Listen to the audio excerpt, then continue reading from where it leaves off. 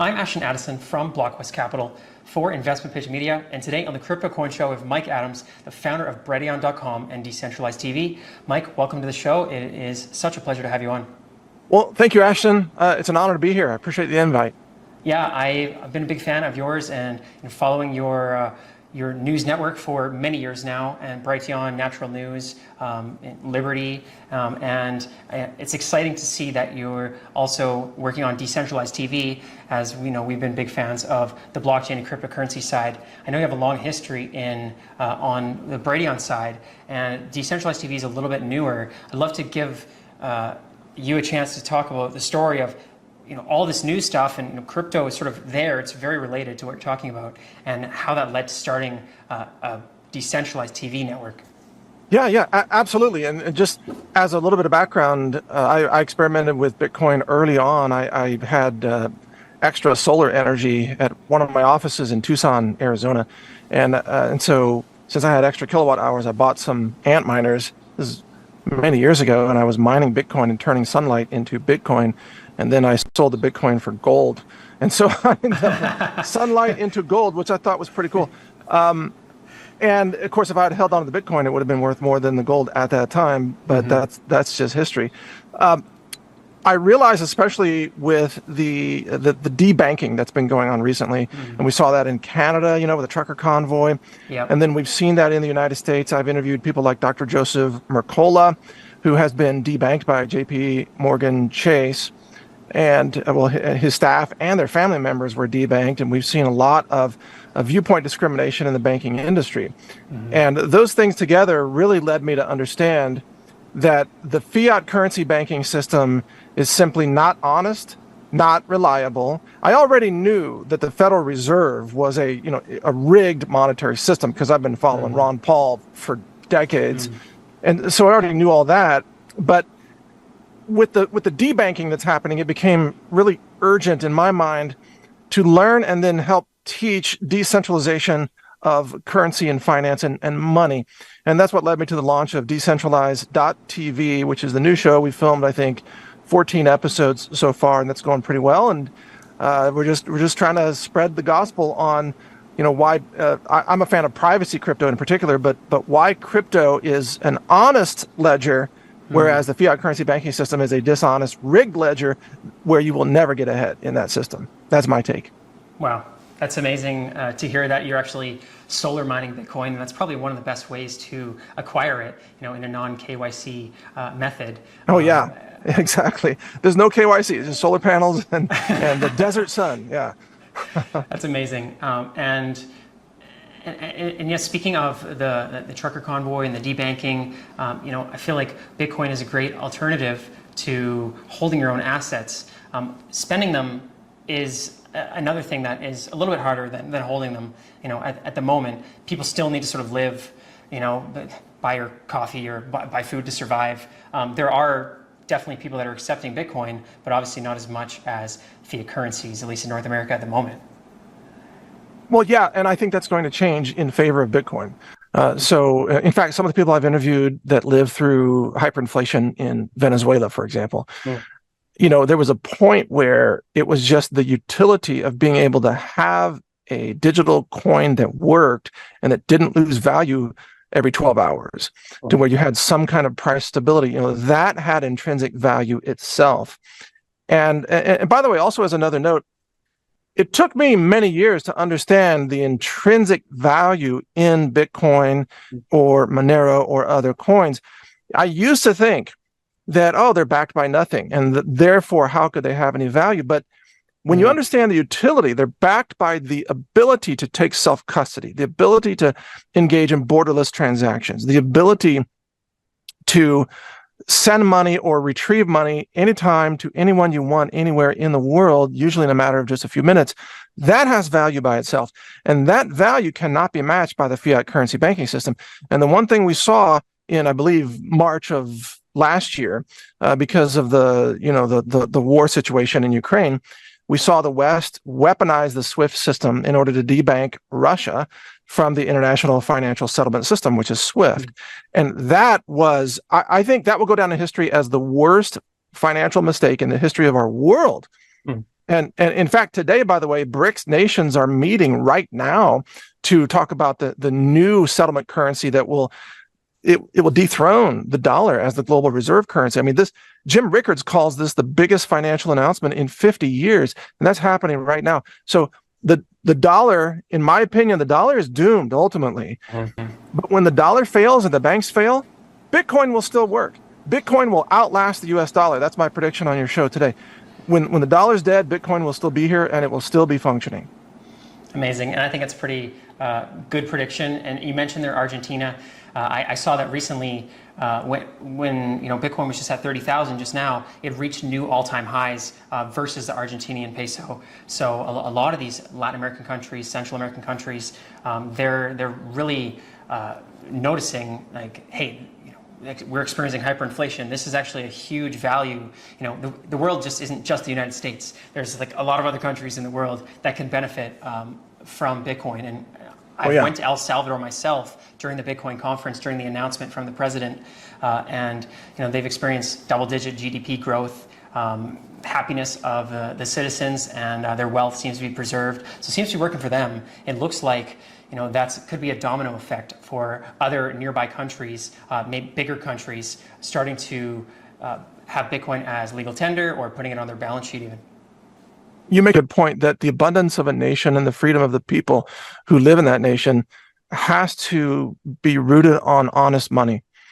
And we know that the Bitcoin ledger is an honest ledger in the sense that no one can print, no government in particular can just print trillions of new Bitcoins. Mm-hmm. If they could, Bitcoin would be worth zero.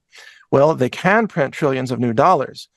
And even though the global dollar supply, M2 money supply in particular, is very large, it is not unlimited.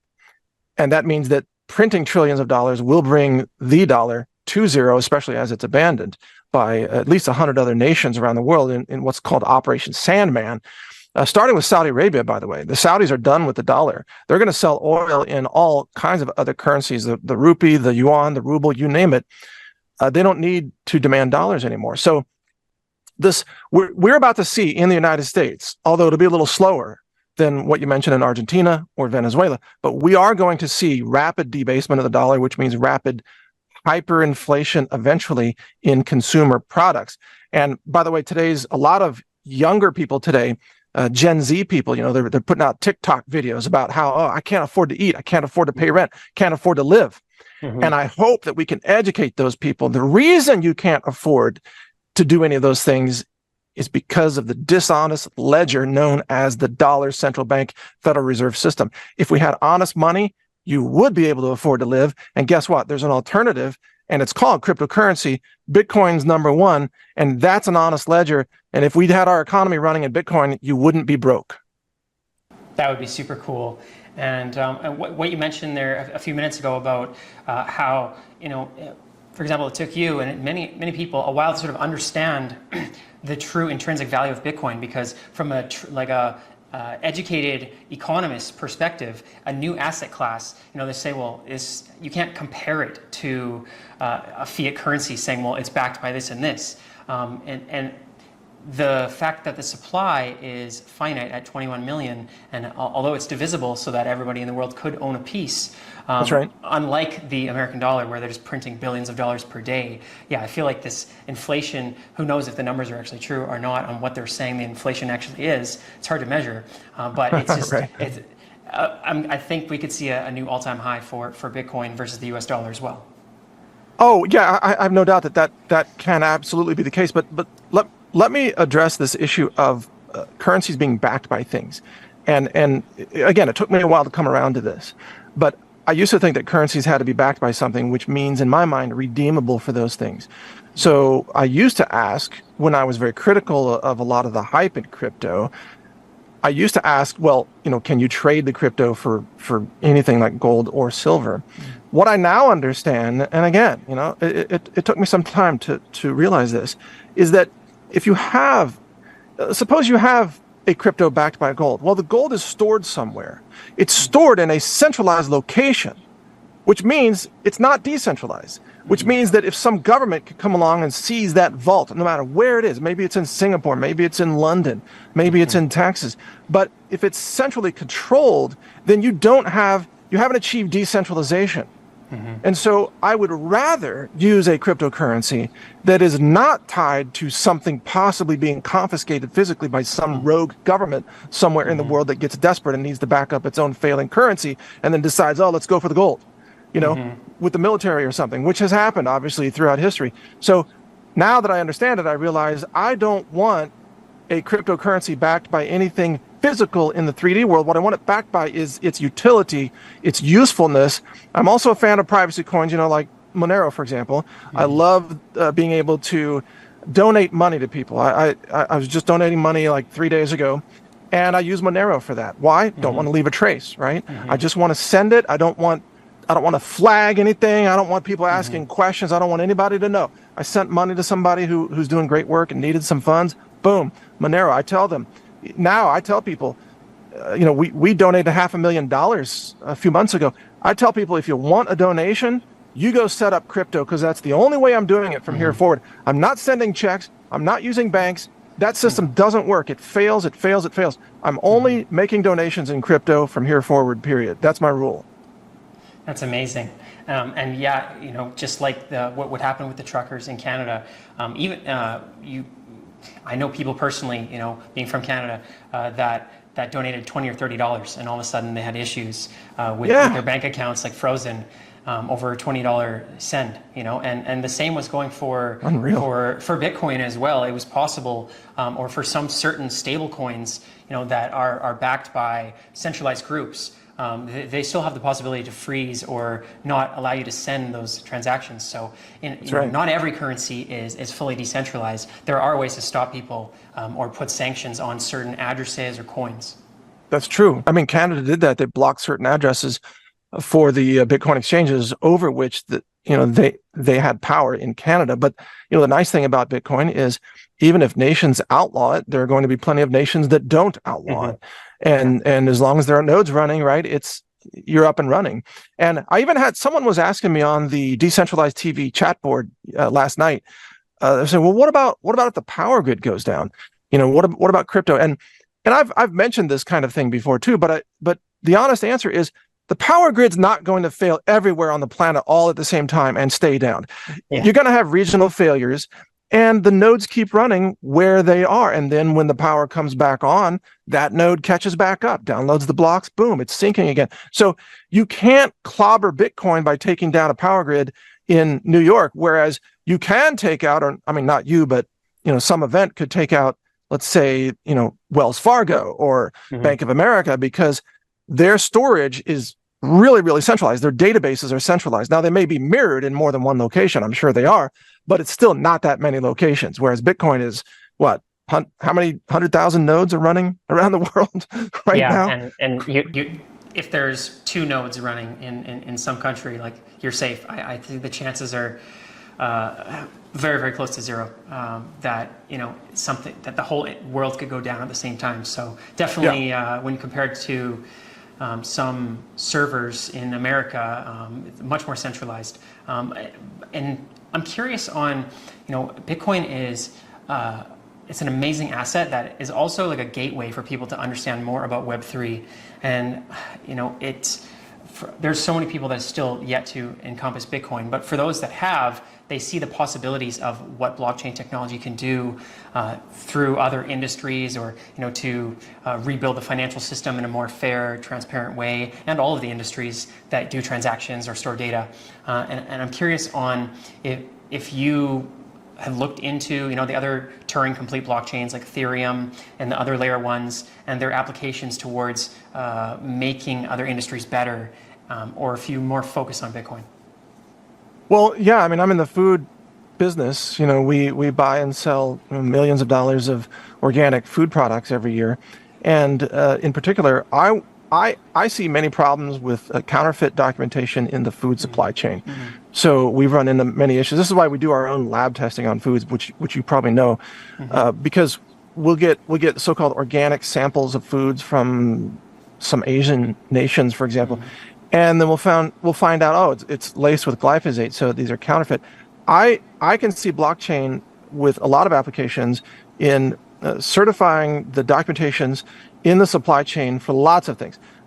Medical devices, for example, not just food, but agriculture, farming. I think it's really critical. If you want to know where your food comes from, if you want to buy coffee, for example, and you want to know that's a fair trade coffee from people that pay fair wages and don't enslave small children to pick coffee beans all day or whatever, blockchain has applications there. But I also think blockchain has major applications in elections. And I interviewed Ruben Yap from Firo, which is a privacy coin project, and they actually did a pilot project. They ran several 100,000 ballots during a recent election in Southeast Asia. Wow. And I love the idea of being able to guarantee the integrity of ballots and make sure that ballots can't be counted more than once, they can't easily be counterfeited, they can't be stuffed or what have you. The future of any kind of representational government depends on having election integrity. So blockchain has a role in that as well. As you know, Ashton, there are so many applications for it. But I think the establishment is slow on purpose to apply these things because they don't want integrity. They want to be able to cheat. They want to print money whenever they want to, whereas you and I have to earn it, but they just want to print it, right? Or they want to, print ballots or make things up, like print fake science or whatever in the medical journals, and then only retract it 2 years later when it turns out the whole thing was fictitious, right? So what if you had clinical trials using blockchain for the records of the participants so that nobody can go back and fudge those numbers? And that'd be a breakthrough for medical science. And then half these studies that we've seen published over the last few years would have to be retracted because they're mostly fiction. But so anyway, lots of applications. Yeah, totally. You're completely right, and it's a hard game to play because the powers that be in most of the industries that are controlling them, it would improve, blockchain could improve those technologies, but it would probably not be beneficial for the people that are running those industries. So where does that balance sort of come in where, eventually the people just say, it needs to be more transparent or else we're boycotting the whole industry? Well, and I think that's going to happen with currency and money, by the way. I'm of the belief that we're looking at a major global debt collapse coming up and a collapse of the fiat currency banking system, which will look a lot like either bank bail-ins or bank freezes, holidays, whatever, where if you hold your assets in dollars in the banking system, you'll wake up one day and you'll be alerted, oh yeah, your deposits are safe, but they've been converted into ownership shares of this, bank ABC, and you can't sell those shares for the next 2 years and so on. And that's going to be a real shock to a lot of people. I also believe that when that day comes, or even leading up to that day, you're going to see people kind of like we saw actually in March of this year with the Silicon Valley Bank collapse and the flurry of bank collapses in the US. You're going to see people headed for the exits in a panic mode for three things, which is gold, silver, and crypto. And gold and silver, I'm a big fan of gold and silver, obviously. And, sales were through the roof. I mean, at that time, for a period of about a month, like the premiums on silver were 50% of the spot price. And it was just, no one had seen anything like that in the history of the silver industry, at least not anyone that I know. And I think we're going to see that again, but also crypto went up too, because people were saying, where is my money safe? And where do I have custody where it can't be taken from me? People forget about that. Self-custody is key when you can't trust the banks. And in Bitcoin, you take custody. You put it on your own wallet. Ideally, you run your own local node. And then you have custody. You have your seed phrases. Nobody can take it from you. Whereas if it's in the bank, they just take it and then they tell you, we took it, it's ours, good luck. I'm done with that personally. I'm not playing that game anymore. A lot of people are with me. Yeah, no, I completely understand and I agree. And I definitely think that there will be some huge premiums on gold, silver, and Bitcoin. And the smart people should be probably accumulating it, on an average cost or when there's not the hype because they're thinking ahead. Absolutely. With you mentioned Monero and some other privacy coins. They're even better to diversify in terms of being able to send payments more anonymously. when the Silk Road and some of those other marketplaces that the funds were seized by the government, they had all the list of the assets that they had seized. So many thousands of Bitcoin, so many tens of thousands of Litecoin. Monero unknown. They just didn't even know. They couldn't even seize it. It was just like, well, there's no way to look into people's wallets.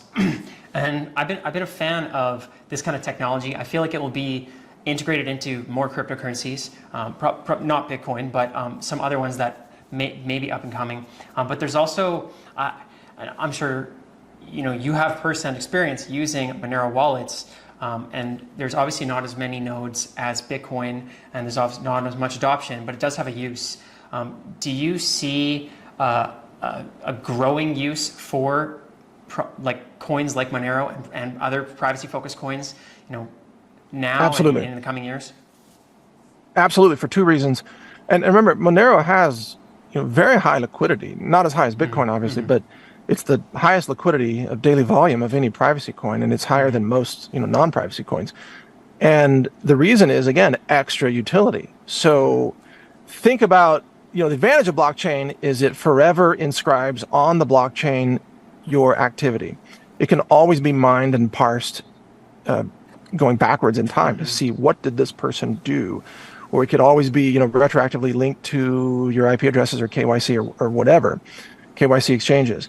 But Monero can never really be mined like that unless there's a quantum computer breakthrough of some kind, which would change everything in the world anyway. And also Monero is working on, a lot of enhancements, Seraphis, for example, and full membership proofs that are going to, greatly expand the anonymity set to make it virtually impossible for even quantum computers to be able to determine, transaction amounts and wallet IDs, the sender and receiver IDs and so on. So I find that in me using both Bitcoin and Monero and other coins, I find that Monero ends up being my go-to coin for sending money to people, simply because I don't have to go through the extra steps like with Bitcoin. I'll use like CoinJoin or Whirlpool or whatever because I want to anonymize it, and that there's extra cost, but more importantly, time. So, you can spend a couple of days in the Whirlpool on that and get your coins back out. It depends on how many times you want to, mix them up. But with Monero, it's like, boom, every coin is fully fungible, fresh. It's like a minted mined coin, every coin all the time. So I can just pull up Monero, I can send, I can receive, and I don't have to worry. And again, I just want to be clear, I'm not doing anything illegal. I'm not or immoral or unethical. I'm sending donation money to good people who are doing good work for humanity. It's just that it's nobody's effing business who I'm sending money to. That's all it is. So that's why I use Monero for sending money to people. I love it. And I saw you did a recent podcast on the Maui Lahaina efforts. I feel like they could definitely benefit from Monero and Bitcoin and decentralization, because there's so many red flags there, and blocking of funds and items and press and everything. It just seems like screaming red flags.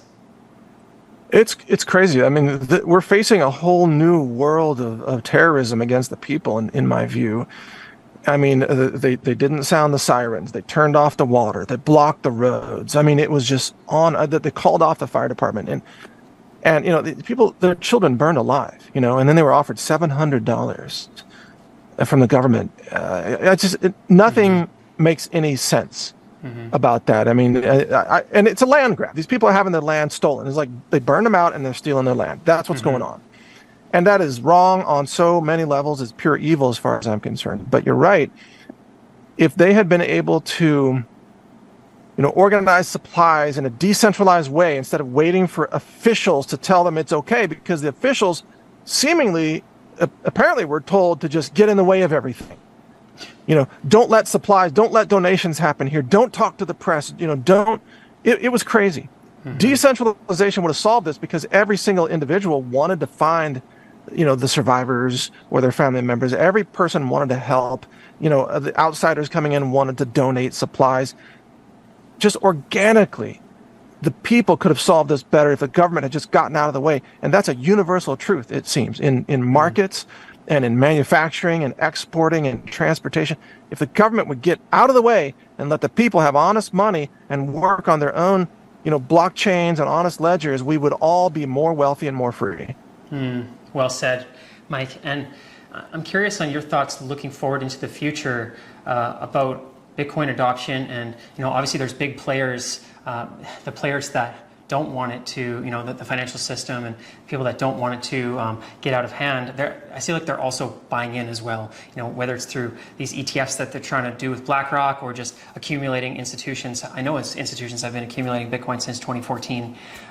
Do you think some kind of event will happen to trigger, Bitcoin going to all-time highs? Will it be the collapse of the dollar, or will it be some other catastrophe? Well, I want to be clear. There's still a lot of volatility. I'm concerned about the bankruptcy of Evergrande and possible ties to certain stablecoins. Those could be factors that drive Bitcoin lower.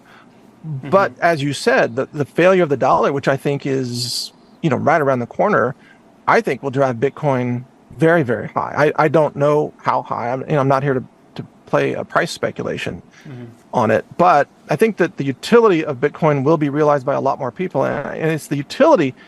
See, I was never a fan of speculation and just hodling for the sake of hodling. I've always been a fan of having coins that are useful, and that adds the intrinsic value to them. That people value these coins because they can do things with them, such as sending money to others, or using it in e-commerce, or using it at the local farmers market, or having it as a store of value that they can use later, things like that. I do think that the technical barriers are still substantial for a lot of older users.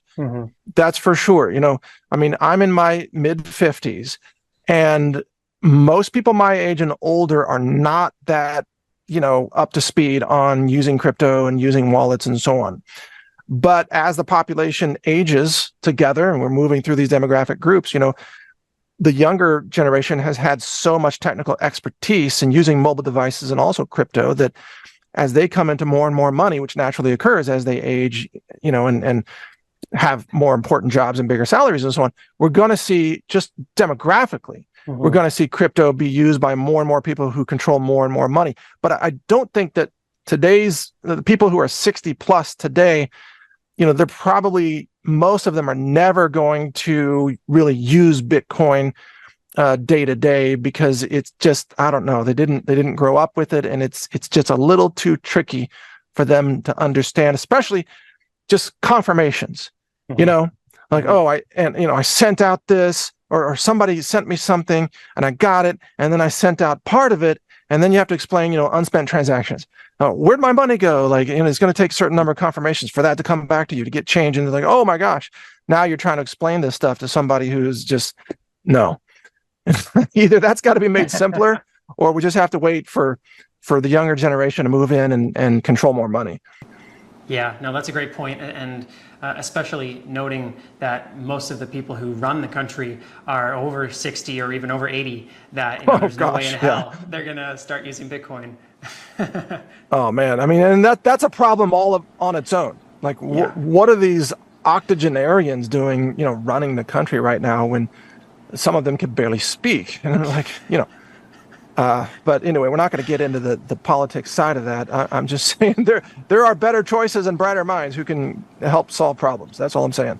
For sure. Well, I've seen a lot of advancements in wallet technology over the past few years, and making a better user experience, even for people in their 20s and 30s. It's going to make it easier for people to, just as they would have their Google Pay or just credit cards, it's just as easy. I think that barrier is narrowing, where people have to understand all the intricacies, and it's all in the back end. So I'm definitely seeing more adoption on it. Now, we don't have a lot of time. Let me mention, the Cake wallet, for example, I think is very simple.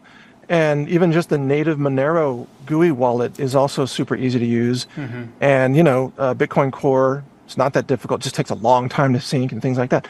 But what I like to see is the fact that there are, faster systems like the Lightning Network on top of Bitcoin, so that there are faster confirmations that can then be hidden from the user. I don't mean like in a nefarious way, but just the average user doesn't need to know everything under the hood.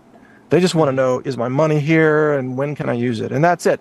And so I think that the simpler wallets will just tend to kind of push those other technical features into the background. Like, you can get to them if you want to, but you don't need to see all that stuff just to use it. Yeah, I completely agree. And I don't have a lot of time left, Mike, but I'm curious, moving forward with Decentralized TV, growing out the podcast, bringing on awesome guests. I've seen a few of the episodes so far. What's some of your goals with spreading the word on decentralization? Well, by the way, I have Robert Kiyosaki coming on to Decentralize.tv, and we've got Andy Schechtman.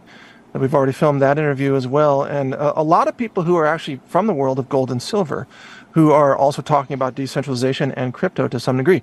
So what's really fascinating to me, and what I'm hoping to do with the show, because I'm an old school Austrian economics guy. We followed Ron Paul, like I said, and people like Lou Rockwell and so on. And I'm starting to hear a lot of people in the Bitcoin space now talk like Austrian economists and understanding the importance of freedom and self-custody when it comes to money. I didn't hear that as much, 4 or 5 years ago. So really there's a convergence happening of a lot of the old, like, gold money people and the newer crypto people are coming together, and it turns out that they believe many of the same things. And so I'm trying to get both of those groups on the show and show that commonality and show that any kind of honest system of exchange can work. It could be silver coins, it could be gold coins, it could be crypto. And of course, the nice thing about crypto is all the divisibility and the redundancies and so on. And as long as it's an honest ledger, that's the key. That's what Robert Kiyosaki told me recently. He said, I won't invest in anything the government can print. Good advice. Yeah, definitely.